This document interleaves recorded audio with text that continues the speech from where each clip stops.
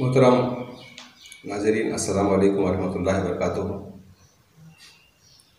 जैसा कि आप जानते हैं कि गुज़िश्ता हफ्ते वसीम रिज़वी नामी शख्स ने सुप्रीम कोर्ट में एक PIL दाखिल की और ये कहा कि कुरान मजीद की 26 आयतें जो दहशतगर्दी को बढ़ावा देती हैं उसे कुरान मजीद से रिमूव कर दिया जाए।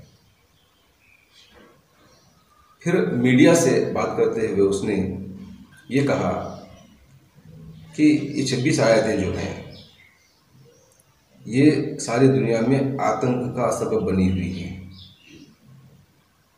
इससे सारी दुनिया को खतरा है। तो कुरान मजीद में ये जो आयतें हैं ये दहशतगर्दी की तालीम देती हैं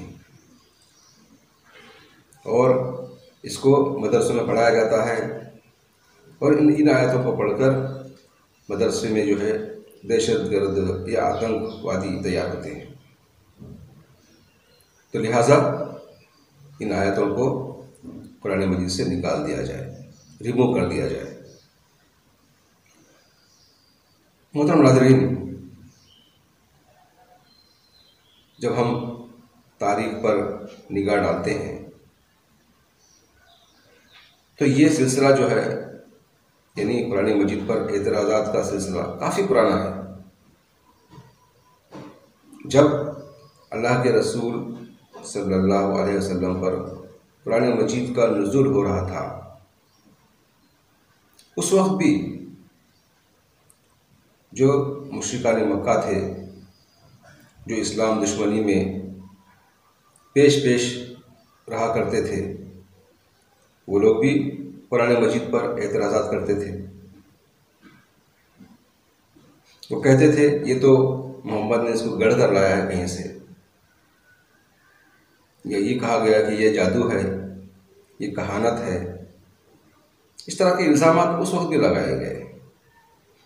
अल्लाह ताला की तरफ से भी चैलेंज पेश किया गया कि अगर इस कुरान में तुम्हें शक है तो कहीं से तुम एक सूरत बना लाओ, कहीं से एक आयत ही बना लाओ। ये अल्लाह ताला का चैलेंज है, क़यामत तक कोई पूरा नहीं कर सकता उसको। बहरकैफ उसने ये बकवास की है कि कुरान मजीद से 26 आयतों को निकाल दिया जाए। तो उसकी इस बकवास पर सारे मक्तब फ़िक्र के उलमाए कराम और तमाम जमातें, तमाम तंजीमें इस जो इसकी हरकत का मजम्मत की हैं और इस हरकत को वो लोग कंडम किए हैं। उसमें हर मसलक, हर जमातें शामिल हैं और सबसे पहले तो शिया हजरात ने भी आकर इस बात की वजाहत की कि वसीम रिज़वी का जो है शियत से, यानी वो ना शिया है ना ही वो मुस्लिम है, बल्कि हम कोशिश करेंगे कि उसके खिलाफ एक फतवा जारी किया जाए कि वो खारिज अज़ इस्लाम है। तो इस तरह से ये चीज़ें जो हमारे सामने आई हैं, तो कुरान मजीद पर एतराज़ात का सिलसिला काफ़ी वसी है। हमारे मुल्क के अजीज़ में भी इसकी बहुत सी कोशिशें की गई है, एतराज़ात किए गए कुरान मजीद पर। उसमें एक नाम जो है स्वामी दयानंद सरस्वती का है। उन्होंने जो है अपनी एक किताब है, उसमें सीता रथ प्रकाश के अंदर इस्लाम पर कई एतराज़ात किए। उन्होंने भी यही कहा कि कुरान मजीद के अंदर कुछ ऐसी आयतें हैं, कुछ ऐसी तालीमात हैं जो दूसरे मज़ाहिब के लोगों को मारने काटने का हुक्म देती है। तो उन्होंने भी यही कहा कि इन आयतों को कुरान मजीद से निकालना चाहिए। फिर उसमें एक तंजीम है अखिल भारतीय हिंदू महासभा करके, उन्होंने तो कई साल पहले एक पम्फलेट भी, एक फ़ोल्डर भी शाये किया था जिसके अंदर उन्होंने कुरान मजीद की 24 आयत को कोट की थी। और ये कहा था कि इन आयतों की वजह से ये दंगे होते हैं, फसाद होता है, इनको कुरान मजीद से निकालना चाहिए।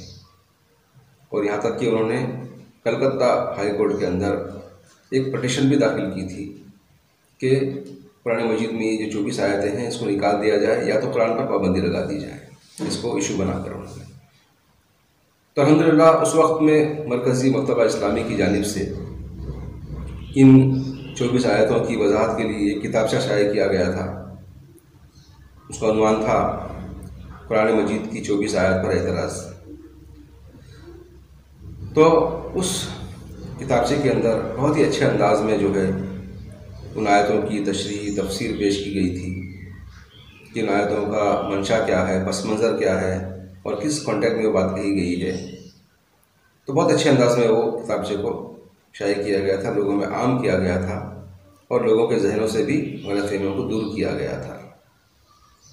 और फिर उस किताब के अंदर ये भी बताया गया कि ये इस्लाम मज़हब में ही नहीं बल्कि दुनिया के हर मज़ाहिब के अंदर जो किताबें हैं, हर मजहबी किताबों के अंदर जो लोग आतंक फैलाते हैं या जो लोग लोगों पर जुल्म करते हैं उनके खिलाफ जो है लड़ने का, यहाँ तक कि मारने का, कत्ल करने का भी उसमें हुक्म दिया गया। ये उन्होंने उनके मजहबी किताबों के हवाले से भी बात कही थी।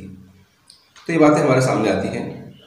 तो बहरकैफ जो वसीम रज़वी की बकवास है, ये ऐसे फितने पैदा होते रहते हैं। माजी में भी हम देखते हैं कि जैसे सलमान रश्दी है, तस्लीमा नसरीन है, इन लोगों ने भी बहुत से बकवास की थी, तो उनके खिलाफ भी फतवे जारी हुए थे। तो मोहतरम नाज़रीन, आखिर में ये बात आपके सामने अर्ज़ है कि माइनॉरिटी कमीशन ने वसीम रज़वी को एक नोटिस जारी किया है 15 तारीख को, और फिर उसको 21 दिनों का वक्त दिया है कि वो अपनी बात की वजाहत करे, तो वरना उस पर कार्रवाई करने की भी बात उसमें की गई है। ये खुशाइन बात है कि माइनॉरिटी कमीशन की जानिब से उसको एक नोटिस भेजी गई है। आखिर में ये बात कि कुरान मजीद पर इजमाए उम्मत है, उम्मत मुस्लिमा का इजमा है कि कुरान मजीद अल्लाह का कलाम है, और ये मुकम्मल हुआ अल्लाह के रसूल सल्लल्लाहु अलैहि वसल्लम के दौर में, और उस वक्त में सैकड़ों सहाबा कराम इसके हाफिज मौजूद थे। फिर जब आयतें नाज़िल होती थी, वही आती थी, तो बहुत से सहाबा कराम उसको तख्ती पर या किसी पत्थर पर या किसी चमड़े के चीज़ पर उसको नोट कर लेते थे। तो ये चीज़ें क्या है ना, महफूज अल्लाह के रसूल सल्लल्लाहु अलैहि वसल्लम के दौर में ही हो गई थी। अलबत्ता इसको किताबी शक्ल में हज़रत उस्मान रज़ियल्लाहु ताला अन्हु के दौर में जारी किया गया। उसका तरीक़ेकार ये हुआ कि तमाम सहाबा कराम से मशवरा किया गया, जो जय्यद सहाबा कराम थे, जो हाफिज़ कुरान थे, सभी लोगों को जमा किया गया। एक बहुत बड़ी मीटिंग हुई। उसके बाद में इत्तेफाक ही राय से ये फैसला हुआ कि उसको किताबी शक्ल में जारी किया जाए। इसकी वजह ये थी कि इस्लाम दूर दूर तक फैल गया था, कुरान मजीद की तिलावत का मसला था, या फिर उसमें लोगों तक पहुँचने की दुश्वारी हो। इसके लिए इसको क्या किया गया, आम करने के लिए तमाम सहाबा कराम के मशवरे से इस बात को तय किया गया कि इसको किताबी शक्ल में जारी किया जाएगा।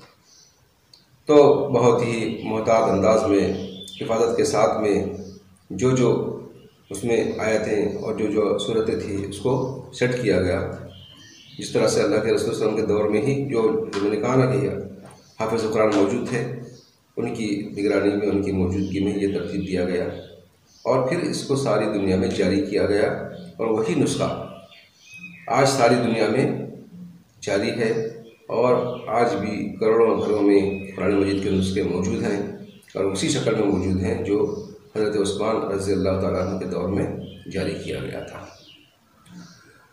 हमारा और उम्मत मुस्लिमा का ये ईमान है, ये यकीन है कि कुरान मजीद अल्लाह का कलाम है, उसमें से 24 या 26 आयत तो दूर की बात है, एक नुक्ता या एक ज़ेर ज़बर या एक हर्फ भी आगे पीछे नहीं हो सकता और ना ही उसको कोई कर सकता है, क्योंकि अल्लाह तबारक व तआला ने ही इसकी इबादत का ज़िम्मा लिया है। लिहाजा सूरह हिज्र के अंदर अल्लाह तबारक व तआला ने फरमाया कि इन्ना नहनु नज़्ज़लना ज़िक्रा व इन्ना लहु लहाफ़िज़ून। सूरह हिज्र की आयत नंबर 9 में अल्लाह तआला ने फरमाया कि हम ही इस कुरान को नाजिल किए हैं और हम ही इसके मुहाफ़िज़ भी हैं।